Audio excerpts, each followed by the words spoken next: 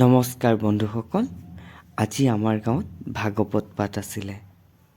তাৰপিছত এয়া ৰাতিপুৱা যে উষা কীৰ্তন কৰে, কেনেকুৱা ভাল লগা মুহূৰ্ত এয়া চাওকচোন। অলপ ভিডিঅ' কৰি থ'লোঁ আৰু আপোনালোকলৈ অকণমান আগবঢ়াই দিলোঁ। উষা কীৰ্তনটো সঁচাকৈ বহুত ভাল লাগে ৰাতিপুৱা সময়, হয়নে? আৰু আমাৰ গাঁৱৰ নামঘৰটো চাবচোন এবাৰ ভিডিঅ'টো। চাওক, সকলো ৰাইজ, গোপিনী, যুৱক যুৱতী সকলো ওলাই আহিছে। কি এটা সুন্দৰ পৰিৱেশ,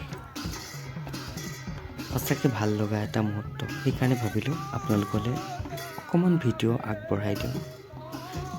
এয়া যে ভিডিঅ' কেমেৰাটো দেখুৱাই আছে, এইজন মোৰ